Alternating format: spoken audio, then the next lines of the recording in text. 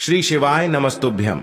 हर हर महादेव। दोस्तों, आप सभी लोग जानते हैं कि 13 दिसंबर 2024 यानी शुक्रवार को पड़ रही है मार्गशीर्ष महीने की प्रदोष तिथि।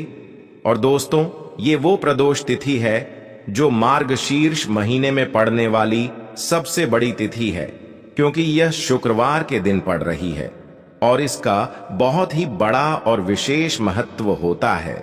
और दोस्तों, ये वो तिथि है जो मार्गशीर्ष महीने में पड़ने वाली सबसे बड़ी तिथि है, क्योंकि यह शुक्रवार के दिन पड़ रही है, जो बहुत ही खास है। और दोस्तों, आप सभी लोग जानते हो कि शुक्रवार पंचमी का अगर सबसे बड़ा कोई उपाय है तो वो एक चुटकी काले तिल वाला उपाय है।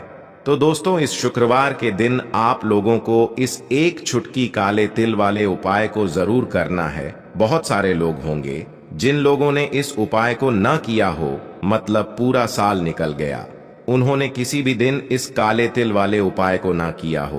पर दोस्तों, आपके पास एक आखिरी मौका बचा हुआ है, तो इस दिन आप लोगों को इस वाले उपाय को जरूर कर लेना है। भले ही आपने पूरे साल भर इस उपाय को ना किया हो, पर अगर आपने इस मार्गशीर्ष महीने की पंचमी तिथि के दिन अगर इस वाले उपाय को कर लिया, तो आपको इस उपाय को करने का वो फल मिलेगा जिसकी आपने कभी कल्पना भी नहीं करी होगी। इसीलिए आप लोग इस वाले उपाय को एक बार जरूर कर लेना, ताकि आप लोगों के हाथ से यह मौका ना जा सके और आपको इस उपाय को करने का फल मिल सके। देखिए, ये इस मार्गशीर्ष महीने के शुक्रवार के दिन यह इतना खास होता है, इतना महत्वपूर्ण होता है। देखा गया है कभी कभी बड़े बड़े पूजा पाठ अनुष्ठान से जो मनोकामना पूर्ण नहीं होते, वो मार्गशीर्ष महीने के दिन एक छोटे से उपाय करने से ही आपकी मनोकामना पूर्ण हो जाती है। तो चलिए अब उपाय के बारे में बात करते हैं, लेकिन उससे पहले आप लोगों को यह जानना आवश्यक है कि आखिर यह उपाय किस समय करना है, किसको करना है और कैसे करना है। तो चलिए हम आगे आपको वीडियो में एक एक करके बता देते हैं। लेकिन उससे पहले अगर आप लोग हमारे चैनल पर नए हैं तो हमारे चैनल को सब्सक्राइब कर लेना और इस वीडियो को लाइक करके कमेंट बॉक्स में श्री शिवाय नमस्तुभ्यम ओम नम शिवाय जरूर टाइप कर देना। तो दोस्तों, इस एक चुटकी काले तिल वाले उपाय को हमें इस शुक्रवार पंचमी के दिन कैसे करना है। तो अब दोस्तों, इस काले वाले तिल उपाय को आखिर करना किसको है, सबसे पहले हम लोग वो बात जान लेते हैं। तो देखो, घर की जो बड़ी माताएं बहनें होती हैं, उन माताओं बहनों में से कोई भी एक बड़ी माता बहन इस वाले उपाय को कर सकती है। और दोस्तों, अगर आप चाहें तो अपने घर में से सभी सदस्यों को भी इस उपाय को करवा सकते हैं। अब दोस्तों, इस एक चुटकी काले तिल वाले उपाय को हमें करना कहां पर है? इसे हमें तुलसी के क्यारे के पास में जाकर करना है। अगर घर पर तुलसी का पौधा नहीं है तो शिव मंदिर में उपाय को करोगे तो भी अच्छा होगा। तो देखो, इस वाले उपाय को आप लोग सुबह के समय भी कर सकते हो और शाम के समय प्रदोष काल में भी कर सकते हो। अब अगर आप पूछो कि भाई सबसे उत्तम समय कौन सा रहेगा इस एक चुटकी काले तिल वाले उपाय को करने का, तो हम आपसे बस यही कहेंगे कि इस उपाय को आप शाम के समय करेंगे तो ज्यादा बेहतर होगा। बाकी अगर सुबह के समय भी करेंगे तो भी अच्छा होगा।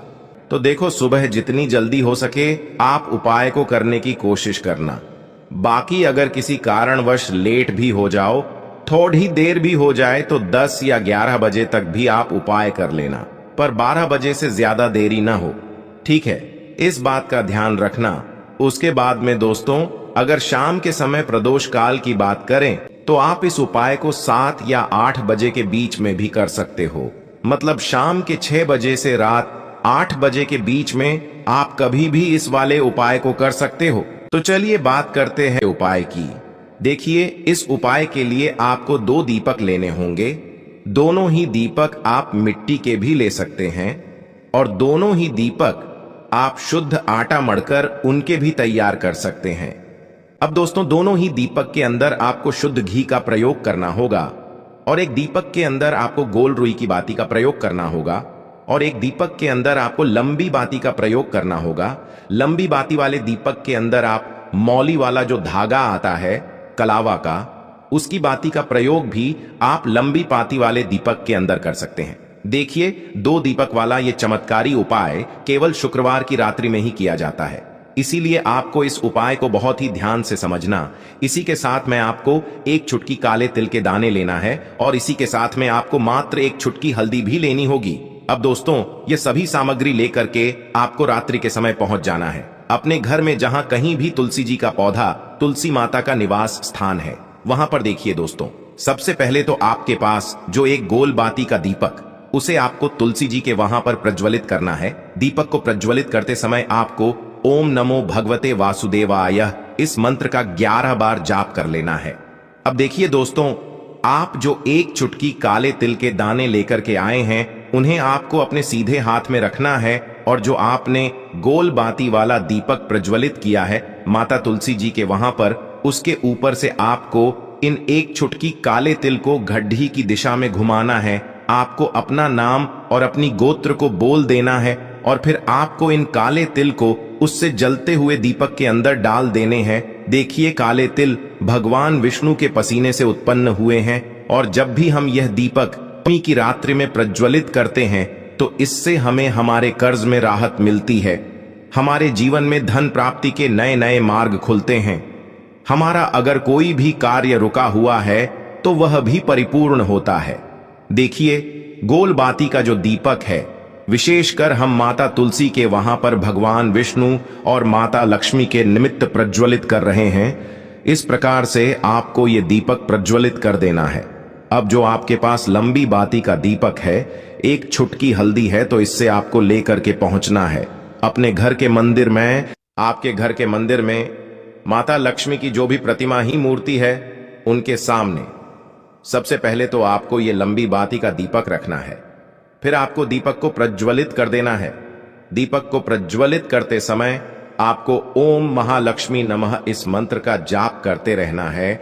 अब दोस्तों, आपके पास जो एक चुटकी हल्दी है, उसे आपको अपने सीधे हाथ में रखना है और इस एक चुटकी हल्दी को आपको उस दीपक के ऊपर से 11 बार घड्डी की दिशा में घुमाना है और आपको ओम महालक्ष्मी नमः मंत्र का जाप करते रहना है और इस एक चुटकी हल्दी को आपको उसे दीपक के अंदर डाल देना है। देखिए, एक चुटकी हल्दी वाला जो दीपक है आपके जीवन से दुर्भाग्य को समाप्त करता है, माता लक्ष्मी की आपको कृपा प्राप्त करवाएगा, धन प्राप्ति के आपके जीवन में नए नए मार्ग बनाएगा।